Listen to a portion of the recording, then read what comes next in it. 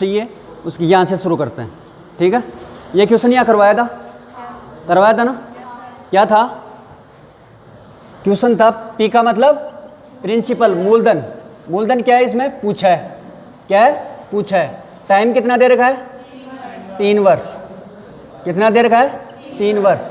दर दे रखी है कितनी? 10%। कितनी दे रखी है? 10%।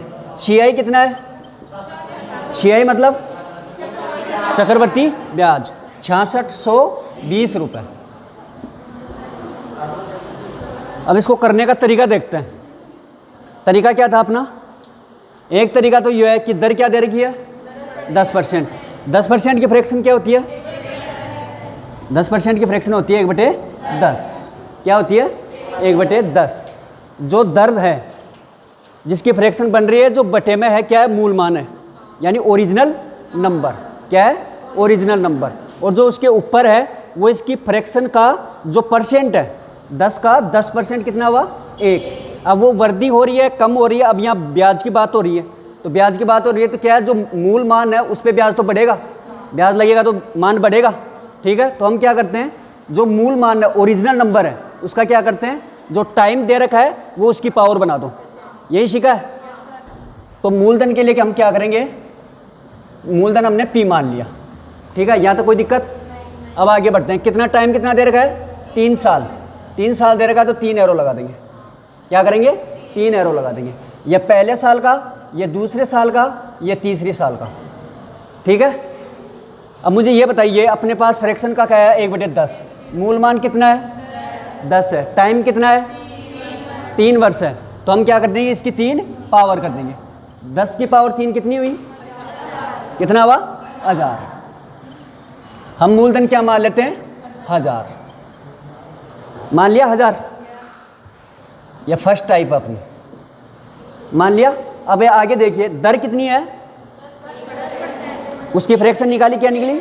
1/10। अगर 1000 पे पहले साल ब्याज लगेगा 1/10 से, तो कितना आएगा? 100। कितना आएगा? 100 पहले साल पे लग गया। दूसरे साल, पहले मैंने बताया क्या कि इस लाइन में जो भी होगा ये पूरा ऐसा ही होगा। ऐसा ही मतलब साधारण ब्याज। क्या होगा? साधारण ब्याज। साधारण ब्याज क्या होता है? मूलधन पे लगता है। मूलधन पे लगने वाला ब्याज साधारण ब्याज होता है। अपना मूलधन कितना है? 1000। इस पे ब्याज लग रहा है कितना? 1/10 से। तो पहले साल का ब्याज कितना हुआ? 100। अब अगले साल पे चलते हैं। एक साल का काम हो गया। अगले साल पे जाएंगे, क्या देंगे? पहले मूलधन पे ब्याज लगेगा। किस दर से लगेगा? 1/10 से। यहाँ ब्याज 1/10 से लगा तो कितना आया? 100।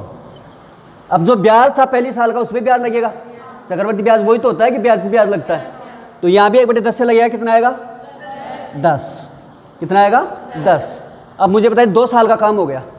तीसरे साल पे चलते हैं। पहले लगेगा मूलधन पे ब्याज। कितना लगेगा? 1/10 से।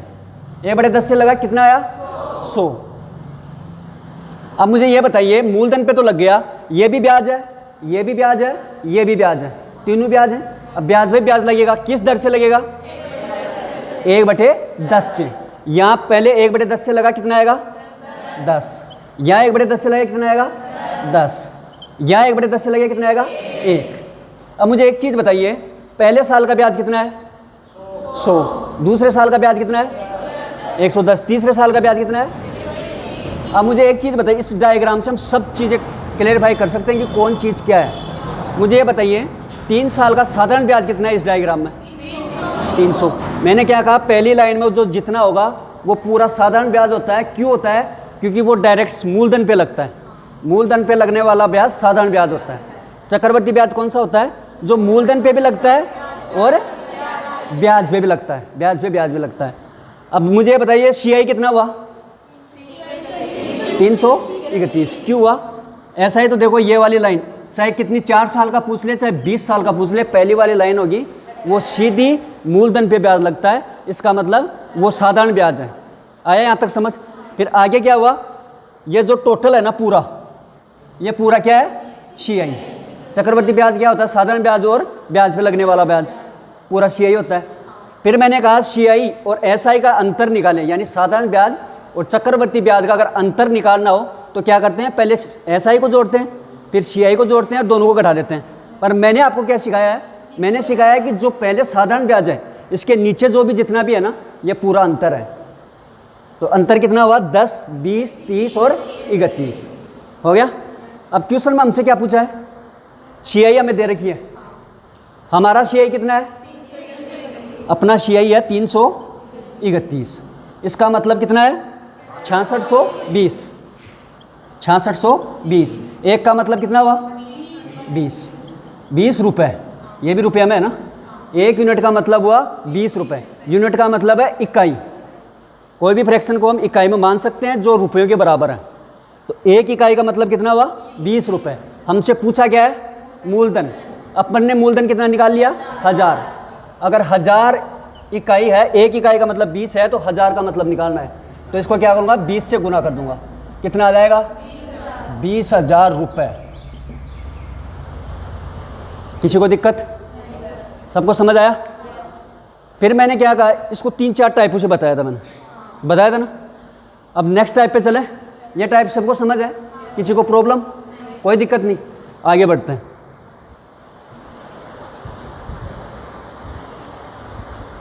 मैंने क्या कहा कि किसी क्वेश्चन में अगर मूलधन, CI और मिश्र धन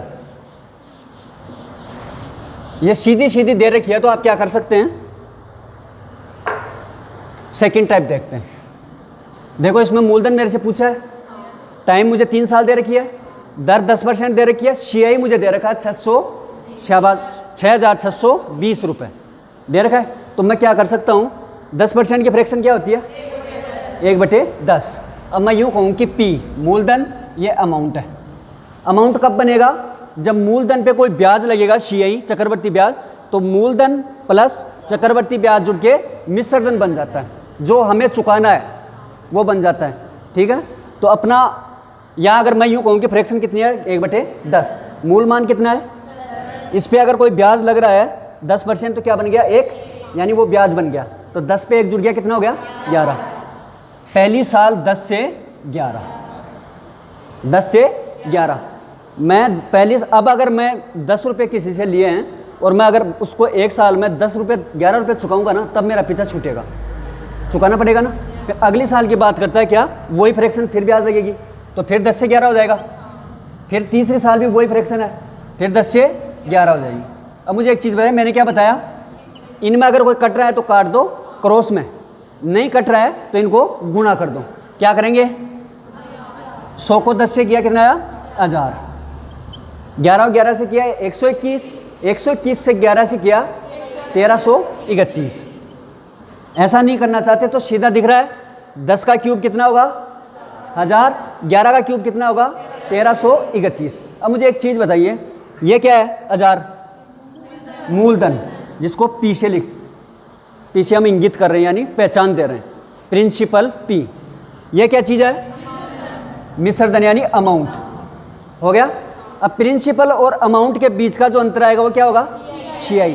CI क्या है? चक्रवर्ती ब्याज। CI क्या है? चक्रवर्ती ब्याज। अब CI कितना आ रहा है? 331। अपना CI क्वेश्चन में कितना दे रखा है? 6620 रुपये। यानी इस 331 का मतलब है 6620 रुपये। एक का मतलब कितना होगा? 20 रुपये। एक यूनिट का मतलब होगा 20 रुपये। कितना होगा? 20 रुपये। हमसे पूछा क्या है? मूलधन। अपना यहाँ मूलधन कितना है? 1000। एक यूनिट का मतलब 20 आ गया, 1000 का मतलब निकालना है तो इसको गुणा कर देंगे 20 से। कितना आ गया? 20,000 रुपये। कोई दिक्कत? ये टाइप भी बन गई, ये भी सिखाया आपको। कोई दिक्कत? किसी को प्रॉब्लम भाई? किसी को नहीं। आगे बढ़े, तीसरे टाइप पे चलते हैं।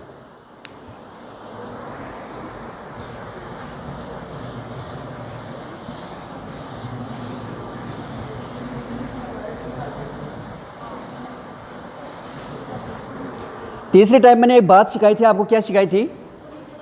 शाबाश। मैंने कहा था कि फ्रैक्शन बनाओ, 1/, में कुछ भी चीज़ आ रही है तो उसको हम लिख सकते हैं।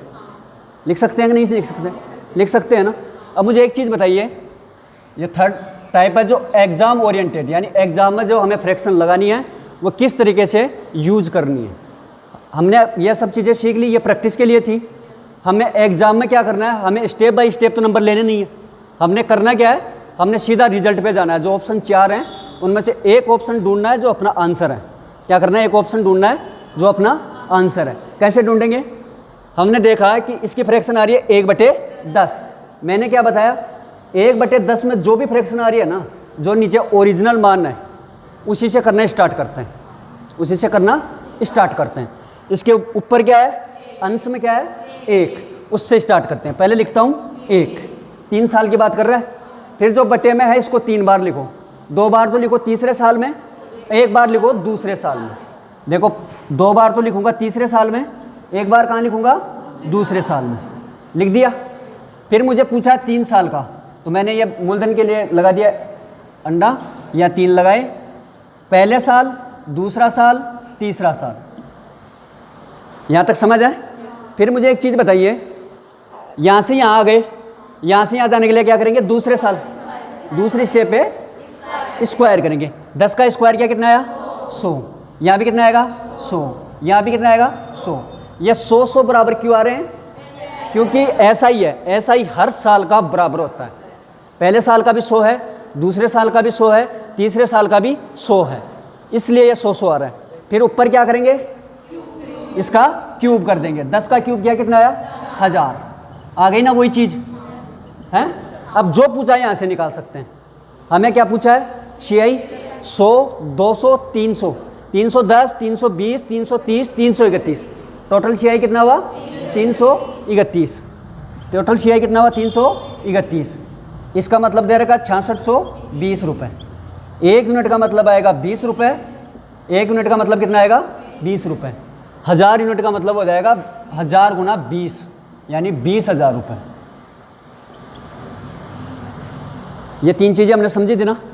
अब किसको प्रॉब्लम है इन 3 में, सब सही है, आगे बढ़े।